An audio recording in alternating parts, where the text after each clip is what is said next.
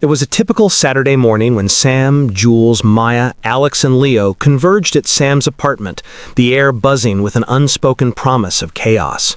The sunlight streamed through half-open blinds, illuminating the living room, which already had hints of a minor disaster. Soda cans teetering on the edge of tables, a half-eaten pizza box from the previous night, and a suspiciously sagging couch cushion. The group had gathered with one purpose: to execute the most legendary day of pranks in the history of their friendship. Sam, naturally taking the lead, was standing on the coffee table, hands on hips, as if giving a motivational speech before a war. "Team," Sam began, "today we embark on a mission that will be remembered forever. Our goal is simple: chaos, laughter, and absolute unchallenged dominance in the field of harmless pranks." Jules, lounging on the sofa with one leg casually draped over the armrest, raised an eyebrow. "Harmless? You're saying that like we've ever done anything remotely harmless. Remember last Halloween? The glitter storm incident? The hallways were unusable for 3 days." Maya, sitting cross-legged on the floor, opened her notebook, flipping through meticulously organized pages. "I've been preparing for weeks," she said. "I've cataloged every possible prank we could do. Starting small and escalating is key. Today, we'll combine subtlety, timing, and absurdity." Alex, holding a stack of sticky notes like weapons, grinned. "Subtlety is overrated. I say we go big from the start. If we're going to be remembered, it's going to be because people are screaming, laughing, or both simultaneously." Leo, who had been quietly scrolling on his phone, looked up, slightly alarmed. "Wait, screaming and chaos? Are we talking legal chaos or criminal chaos?" "No," Sam said confidently, stepping down from the coffee table. "Legal chaos. We're not monsters, just exceptionally creative humans with questionable judgment." The first operation was simple but effective: the frozen phone trick. Sam retrieved a Ziploc bag and an ice tray, the kind used to making perfectly square ice cubes, and whispered to Alex, "You distract Leo while I slip his phone into the bag and freeze it. Timing is everything." Alex nodded, grinning. "Piece of cake." They sauntered over to Leo, pretending to show him a viral video. Leo leaned in, completely unsuspecting. At the same time, Sam swiftly placed Leo's phone into the bag of water, sealing it and shoving it into the freezer in record time. A few minutes later, they presented the phone back to Leo. Your phone seems a little frosty," Sam said innocently. Leo picked it up and immediately noticed the chill. What did you do?" he stammered. He tapped the screen, swiped, and pressed every button, all to no avail. "Ah," Jules said, stepping in with exaggerated concern. "Looks like a classic case of frozen phone syndrome. Very rare, very dangerous." Maya stifled laughter. "We should call the authorities, but only if they're experts in prank-related technology disasters." Leo's panicked reactions, flailing arms, and growing realization of what had happened made the group laugh uncontrollably. It wasn't mean-spirited, just chaotic and perfect for kicking off the day. Once the frozen phone trick was complete, the group decided it was time for a snack break, but snacks had to be carefully chosen to maintain their momentum. They raided the kitchen for chips, cookies, and soda, but not without planting small pranks along the way.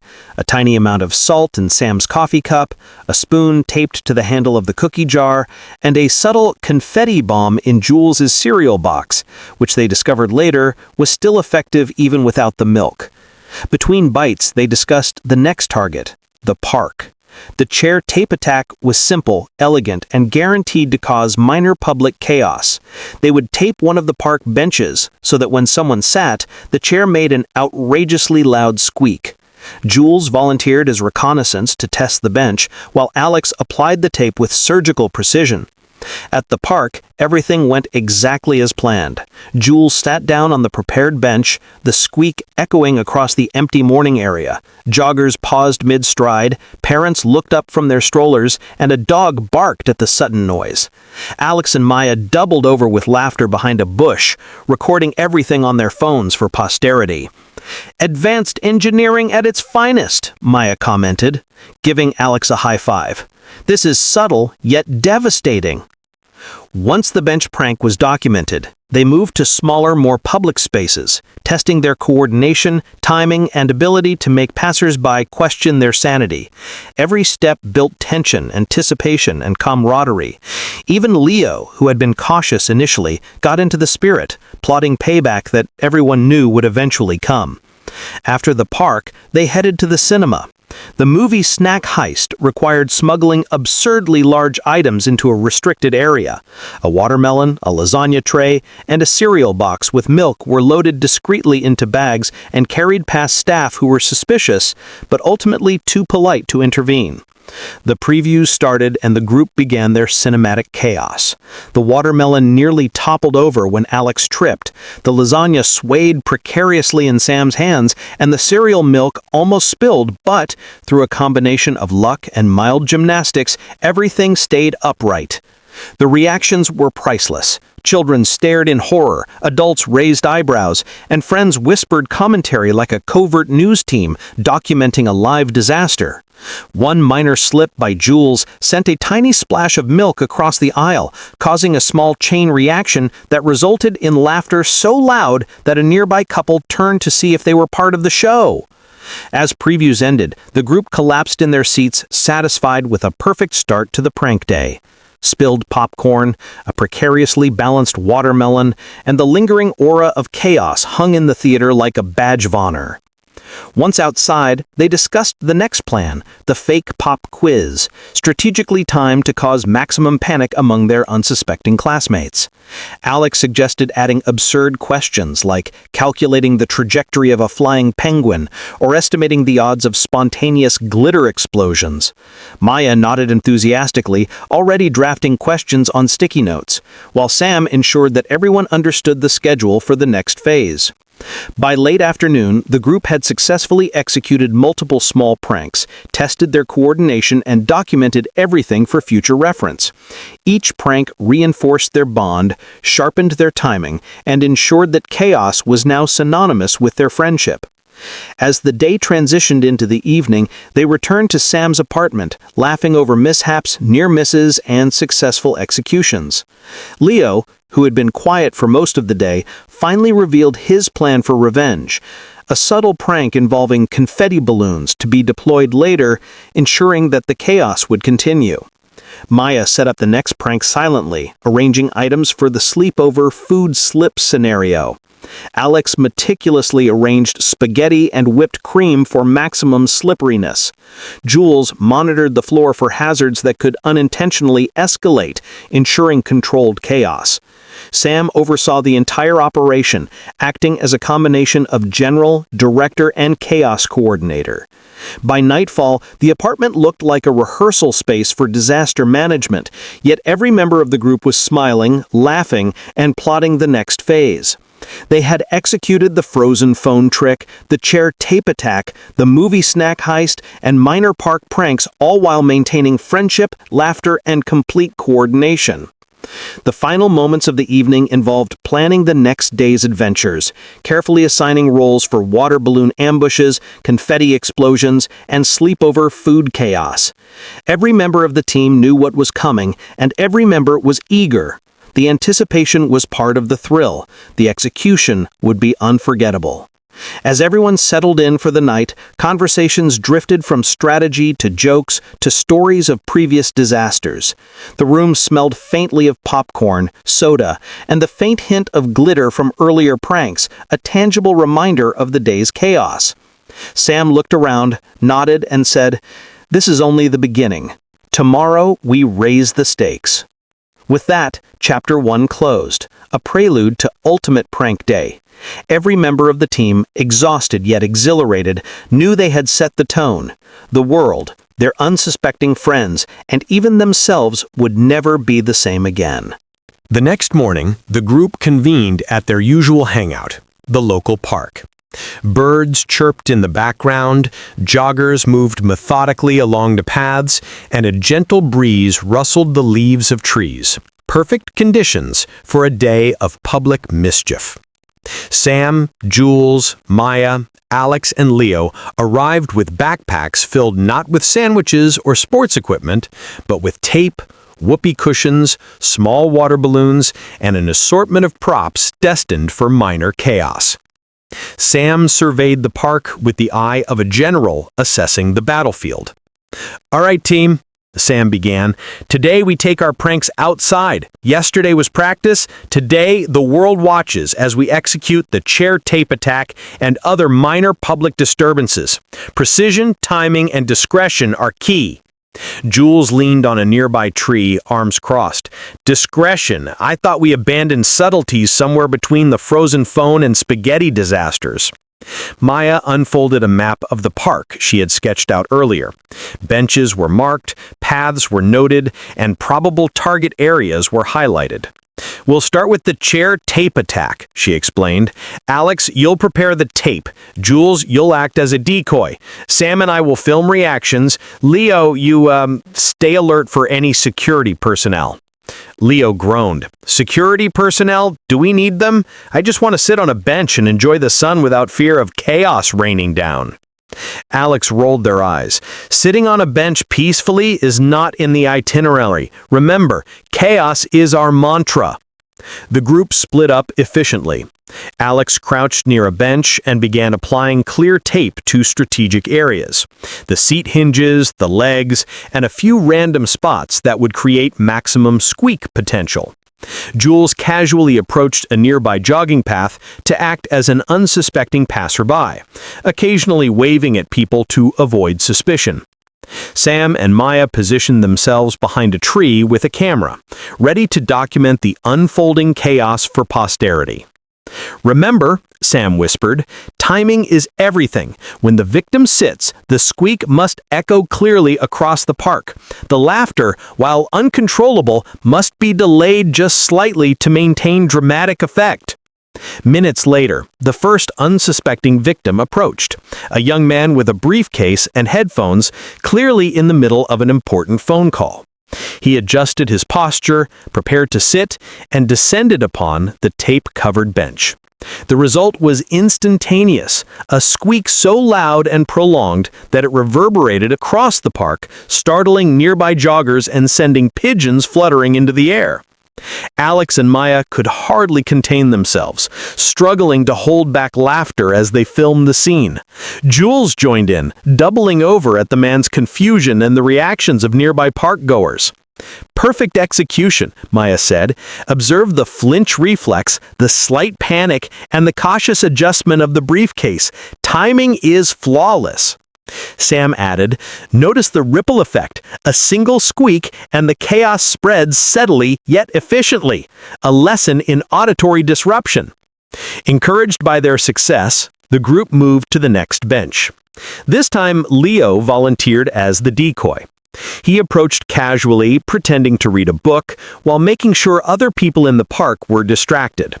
Alex adjusted the tape placement, ensuring maximum squeak potential without tearing the bench apart. The next victim was a middle-aged woman walking her dog.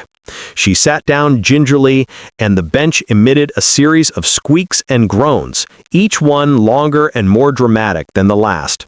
The dog barked, the woman jumped slightly, and the group, hidden behind a tree, erupted in laughter. Jules narrated play-by-play for the camera. "Observe the coordination of human surprise, the micro-expression of shock, and the subtle attempt at composure that ultimately fails." After multiple benches had been enhanced, the group decided it was time for smaller pranks along the park pathways. Water balloons filled with harmless colored water were tucked behind bushes, strategically positioned to surprise unsuspecting walkers. Alex and Maya tested the trajectory with a few practice throws, ensuring minimal splatter on themselves while maximizing comedic effect. The first target for the water balloons was a pair of teenagers skateboarding along the path. As they approached a bush, Maya gave a subtle signal. Alex tossed a small balloon, and it burst against a nearby tree, almost missing the skateboarders entirely.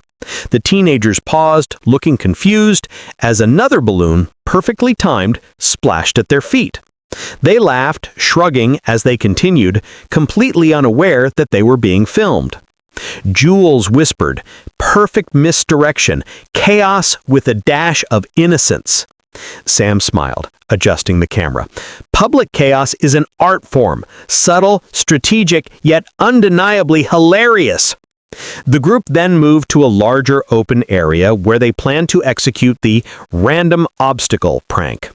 Using blankets, cones, and a few portable chairs, they created a path that forced parkgoers to step carefully, occasionally slipping or tripping slightly. Harmless, but undeniably funny. They stationed themselves at a distance to film the reactions, ready to catch every stumble, flinch, and surprised expression. As the day progressed, their antics drew mild attention. Some onlookers were amused, others bewildered, and a few even joined in on the laughter, recognizing the harmless nature of the chaos. The group felt a sense of pride. They had turned a quiet, ordinary park day into a stage for improvisational comedy, showcasing their coordination, timing, and flair for the dramatic. The final act of the day involved the combination of all previous pranks: benches, water balloons, and random obstacles. As a group of unsuspecting joggers approached the main path, Alex and Maya simultaneously triggered the water balloons while Sam and Jules encouraged the joggers to test the tape-covered benches placed along the sidelines. The result was pure pandemonium. Squeaks echoed across the park, water balloons splashed harmlessly on grass and pavement, and a minor trip or two on strategically placed blankets added a touch of slapstick. The joggers, after initial confusion, laughed and applauded, realizing they were part of a playful spectacle. Leo, who had been unusually quiet, approached the group with a triumphant grin. "I have to admit, this is spectacular. The coordination, the timing, the sheer audacity. It's brilliant." Sam clapped him on the back. "Welcome to the art of harmless chaos. Today, we turned a park into a stage.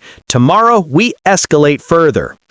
As the sun began to set, the friends packed up their prank materials, laughing over minor mishaps, near misses, and successful executions. They retraced their steps through the park, noticing small details they had missed.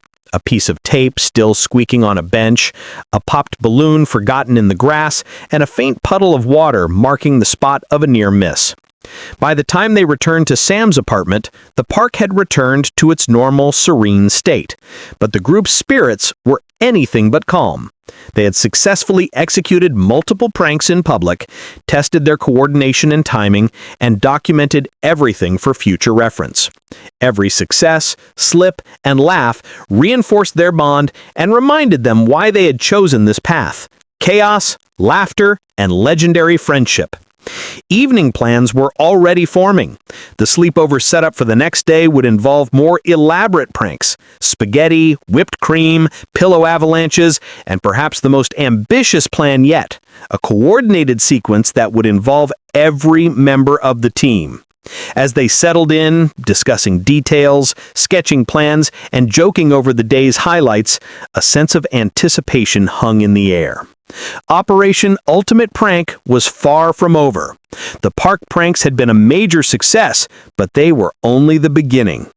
Jules yawned dramatically.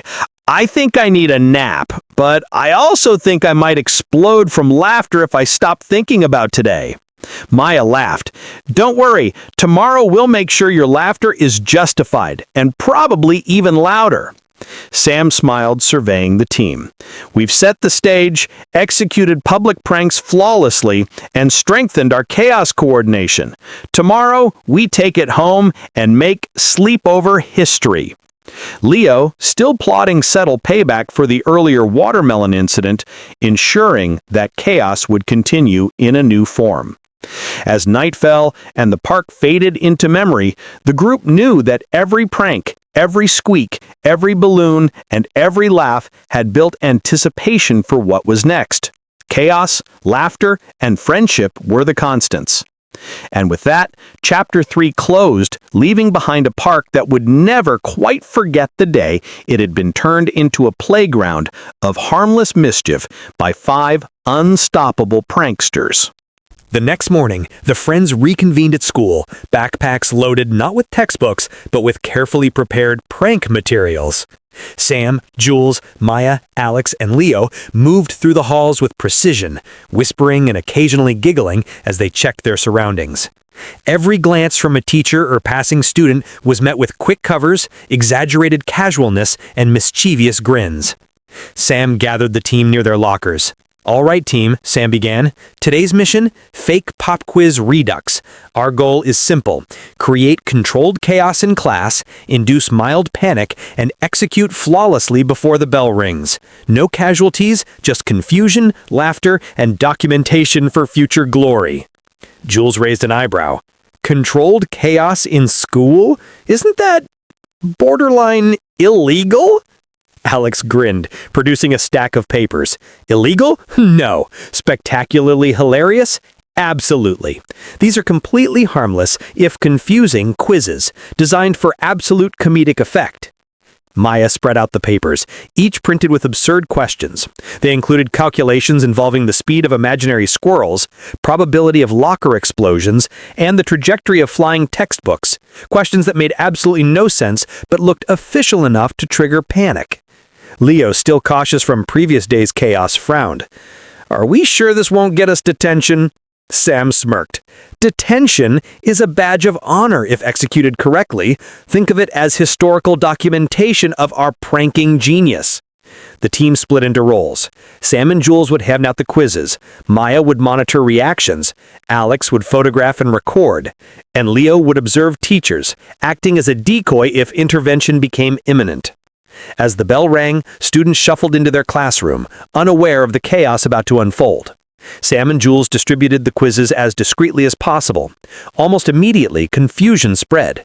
Students exchanged whispers, glanced nervously at each other, and furiously began scribbling answers to questions that made zero sense. One student raised a hand.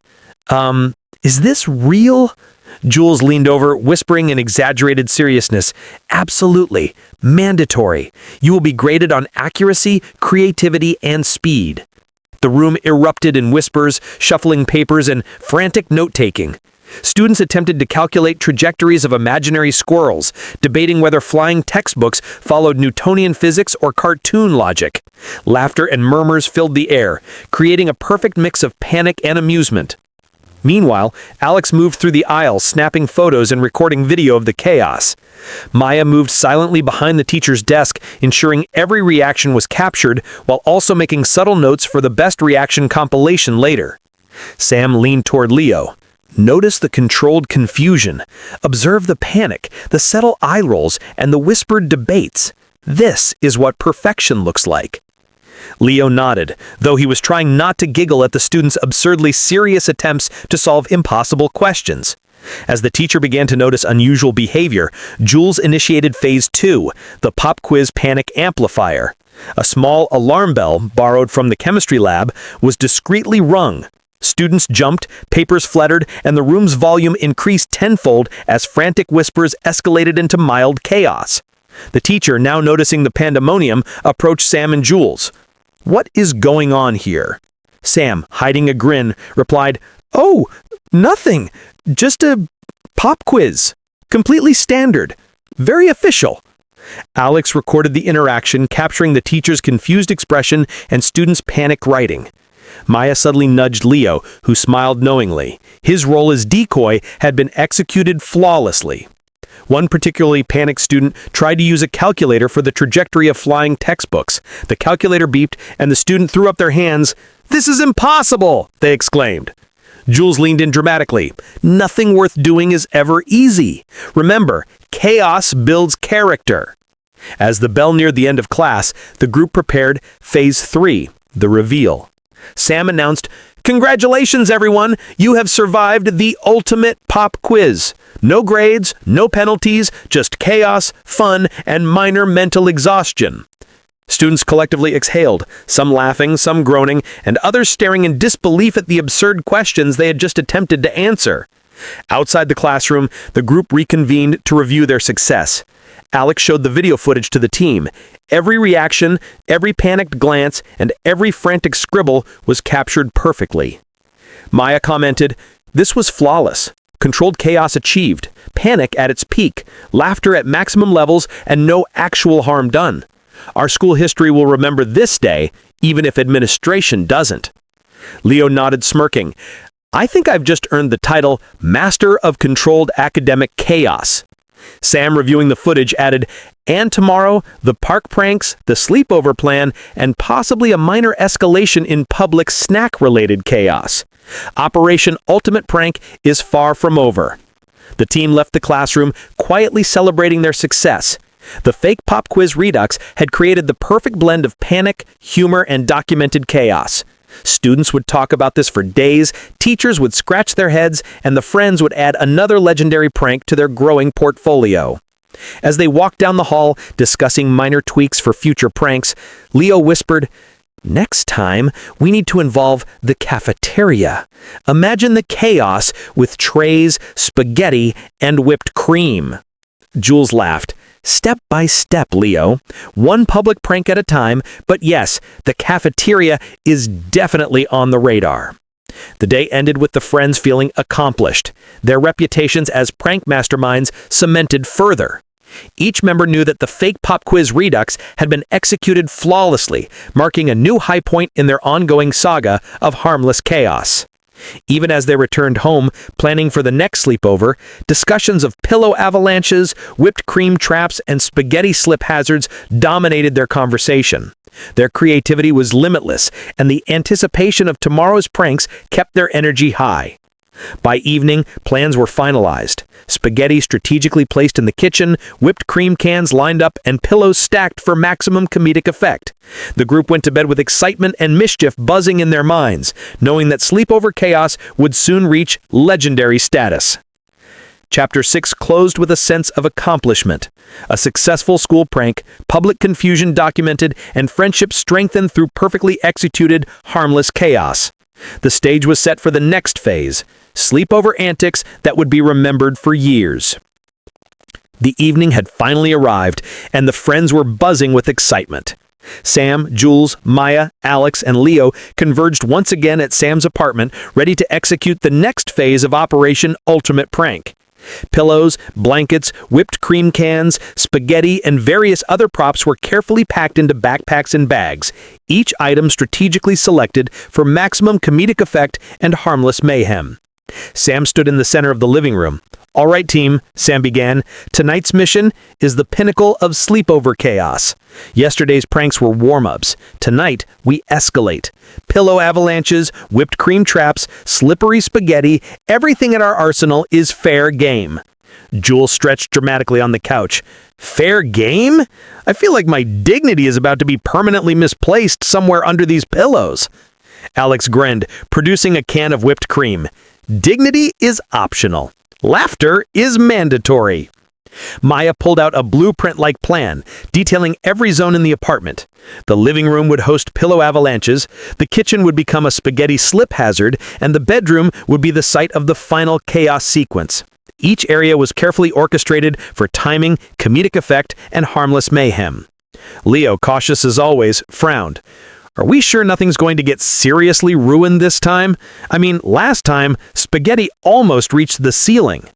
Sam waved a hand dismissively. "Controlled chaos, Leo. Controlled chaos. We will monitor, adjust, and document for optimal hilarity." The first operation was the pillow avalanche. Jules volunteered as the initial target. Pillows were stacked precariously on the top of a chair and a sofa arm, connected to a subtle trip line that, when triggered, would release a cascade onto the unsuspecting victim. Jules, unaware, moved toward the living room to retrieve a bag of chips. As soon as they reached the designated spot, Alex triggered the line. Pillows cascaded down like a soft, harmless avalanche, enveloping Jules entirely. The result was perfect. Muffled grunts, limbs flailing, and a slight tumble onto the carpet. Maya moved in to document the chaos.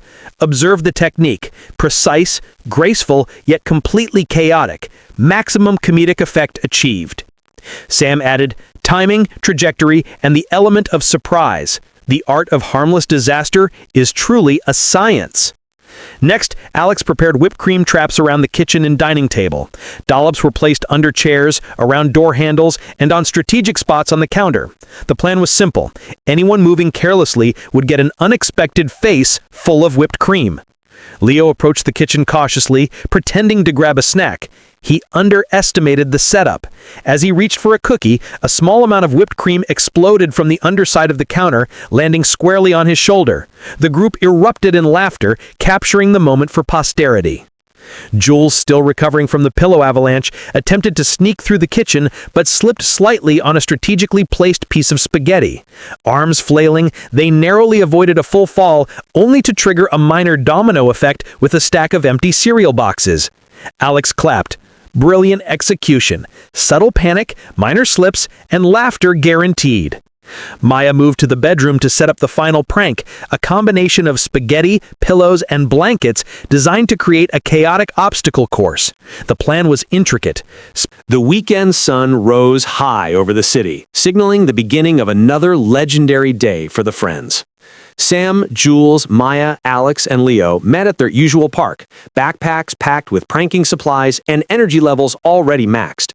Birds chirped, children played on the swings, joggers moved along their usual paths, and the unsuspecting public was about to witness the next level of harmless chaos. Sam took the lead, scanning the park with a strategist's eye. All right, team, today is about escalation, park pranks, subtle paybacks, and maximum hilarity. Yesterday's cinema chaos was impressive, but today we raise the stakes. Jules yawned dramatically. Raise the stakes? I still have whipped cream nightmares from the sleepover. Alex held up a large pack of whoopee cushions. Relax, Jules. This is genius. Subtle enough to confuse, messy enough to amuse. Today we combine stealth and slapstick in perfect harmony. Maya spread a hand-drawn map on the picnic table, marking benches, pathways, and target zones. Zones 1 through 3, bench tape traps, balloon ambushes, and obstacle course setups. Zone 4, subtle paybacks. Leo, that's your domain. Leo smirked. Finally, my chance for revenge. No mercy today. The first operation was a repeat of the classic chair tape attack, upgraded with subtle enhancements. Clear tape was applied strategically to park benches at heights and angles that would create maximum squeak without causing imbalance. The friends moved with ninja-like precision, avoiding the notice of joggers and parents alike. Jules casually approached a bench, pretending to read a book. Alex signaled, and the first victim, a man walking his dog, sat down. The bench squeaked loudly, eliciting a jump and a startled bark. Nearby children giggled, and a few adults glanced around trying to identify the source of the mysterious sound. Sam whispered, "Observe the confusion. Subtle, public, hilarious. Maximum effect without any actual disruption." Next, the balloon ambush was set up. Water balloons filled with colored water were hidden behind bushes, under picnic tables, and along pathways. Alex tested a trajectory toward a group of teenagers who were laughing loudly while skateboarding along the path. A perfectly timed toss resulted in one balloon bursting harmlessly near their feet, eliciting screams of surprise and laughter. Maya nudged Leo. Payback time. Subtlety, misdirection, and chaos. Leo positioned himself near a park fountain, keeping an eye on previous victims. He carried a small bag of glitter, intending to sprinkle it at opportune moments for added confusion and comic effect. As the day progressed, the friends orchestrated multiple layers of chaos. The bench tape traps, balloon ambushes, and small obstacle courses created an environment of controlled hilarity. Joggers flinched at squeaks, parents chuckled at balloon pops, and children became unwitting participants in a comedy of errors. Sam narrated each moment for Alex's camera. Note the synchronization. Each squeak, pop, and stumble is part of a greater symphony of harmless mischief. Observe the ripple effect of confusion spreading across the park. Phase 2 involved subtle paybacks, a skill Leo had been honing since the sleepover. One target was Jules, who had been particularly gleeful during previous pranks. Leo led them on a scavenger hunt through the park, subtly triggering minor traps along the way. Pillows from the last sleepover were brought along, strategically placed for unexpected collisions. Spaghetti strands, remnants of previous adventures, were also used to trip and confuse. Jules, unsuspecting, slipped slightly on a spaghetti strand, triggering a minor avalanche of pillows. The group burst into laughter as Jules waved arms frantically, caught between falling pillows and the absurdity of the situation. Sam signaled Alex to record every moment. Documentation is key, historical record of comedic genius in action. Maya then introduced an obstacle course for the parkgoers. Cones, blankets, and pillows were arranged along a popular jogging path. Passers-by were forced to navigate carefully, stepping over, around, or occasionally into minor obstacles. The result was minor chaos, a mix of amusement and confusion, and a perfect addition to the day's escalating pranks. Alex, meanwhile, executed a side mission, prank photography. Each participant's startled expression, sudden jump, or confused look was captured perfectly. The footage promised to become a legendary compilation of park chaos, laughter, and harmless public disruption. As afternoon turned to evening, the group decided to combine all elements for the ultimate crescendo, the ultimate park combo. Bench tape traps, balloon ambushes, pillow obstacles, and glitter surprises were executed simultaneously. The result was spectacular. Squeaks echoed, balloons popped, pillows tumbled, and glitter sparkled in the sunlight as victims navigated the chaos. Even passers-by who were initially confused began to laugh, some joining in by helping retrieve runaway balloons or cautiously stepping around pillow obstacles. The friends reveled in their orchestrated masterpiece, knowing they had created a day of harmless pandemonium remembered by everyone present. Finally, Sam gathered the team for the debrief. Mission accomplished. Maximum chaos, maximum laughter, zero casualties. This is legendary. Jules brushing glitter from their hair added, and dignity? Totally optional. Leo smirked, satisfied with subtle paybacks and minor chaos inflicted on former pranksters. Balance restored. Karma is a prank, and today it's mine. Maya reviewed video footage. Documentation complete. Every squeak, fall, and startled reaction preserved for posterity. Alex Limps grinned.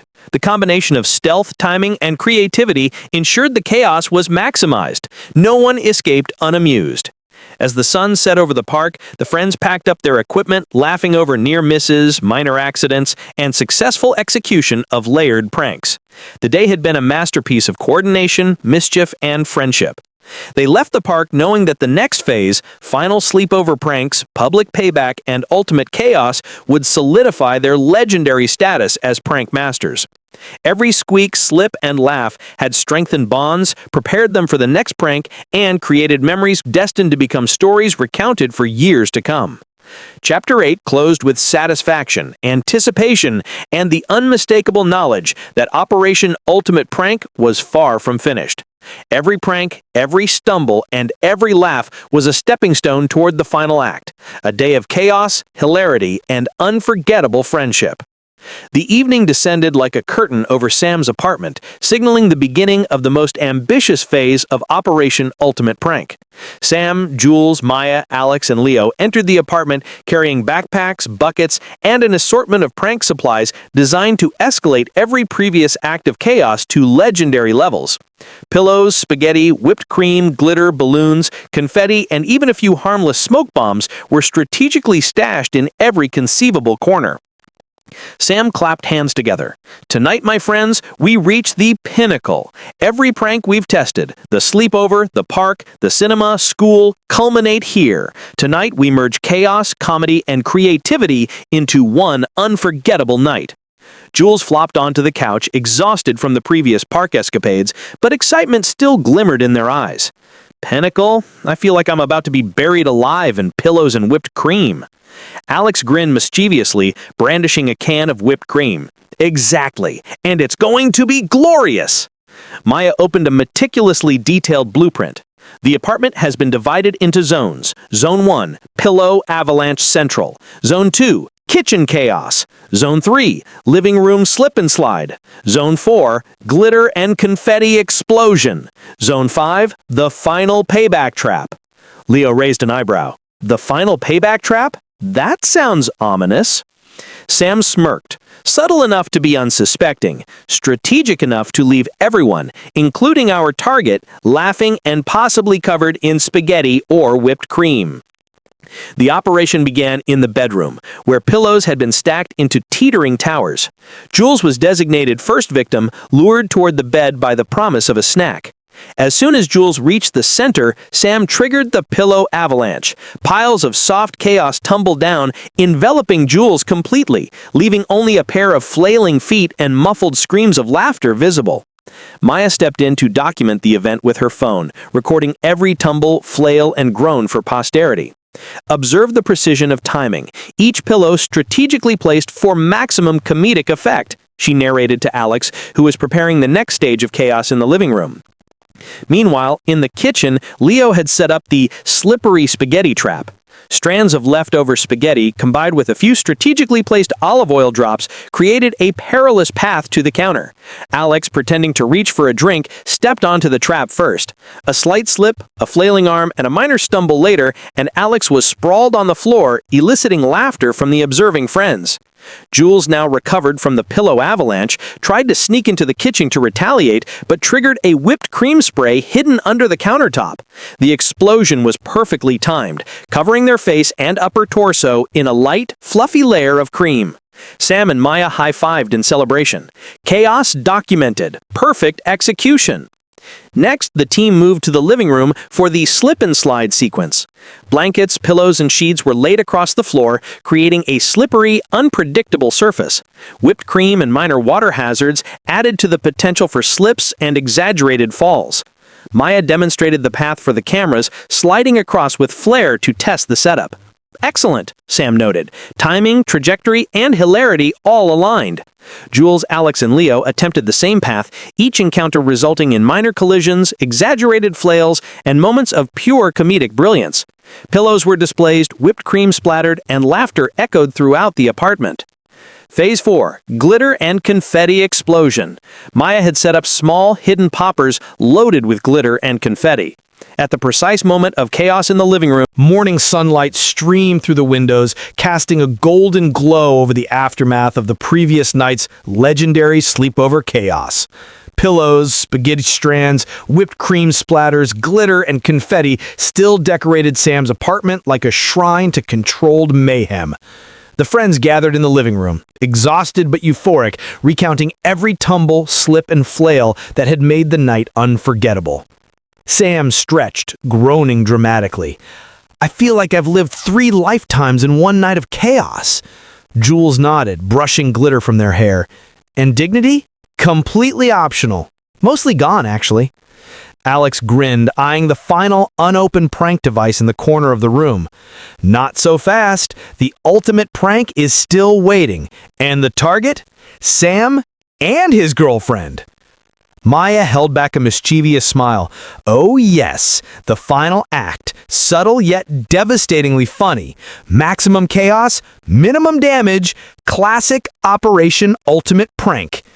Leo, always eager for payback, added, "This is it, the pièce de résistance, the one prank that will tie everything together." The plan was simple but brilliant. A bucket of spaghetti, a strategically balanced rig, and a carefully timed trigger mechanism above the doorway. The bucket was already filled to the brim with spaghetti, perfectly cooked and cooled, ensuring maximum comedic effect without burns or slips. Sam, unaware, was tidying up some remnants of the sleepover chaos, while his girlfriend had stepped into the kitchen for a snack. The friends whispered and huddled near the rig, making final adjustments. Alex signaled, "Ready? In 3, 2, 1... At the precise moment, the rig tipped, sending a cascade of spaghetti raining down directly onto Sam and his girlfriend. The effect was immediate and spectacular. Noodles landed on hair, on shoulders, over arms, and even on a stray pillow left nearby. Whipped cream from the previous night added extra comedic texture. Sam's girlfriend shrieked, initially startled, then dissolved into laughter as she attempted to dodge noodles.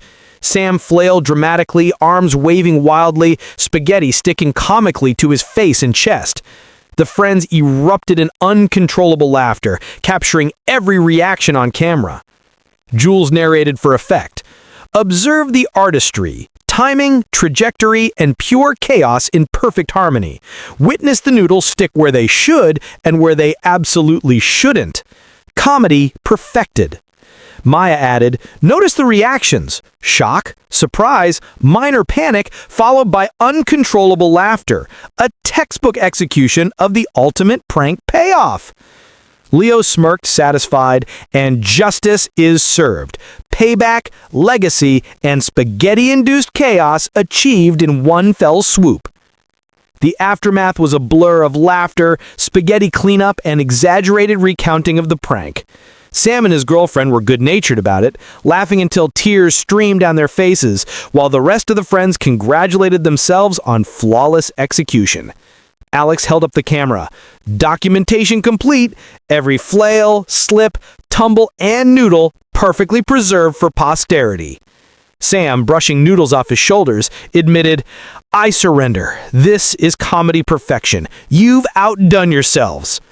Jules added, "And dignity? Still optional. Mostly gone, but who cares? Laughter achieved, memories created, friendships solidified." Maya clapped her hands. "The saga concludes. Operation Ultimate Prank has reached legendary status. Cinema chaos, school pop quizzes, park mayhem, sleepover madness, all culminating in this glorious finale." Leo smiled slyly. "And remember, one prank leads to another. But for now, we rest, knowing we've created memories that will be talked about forever."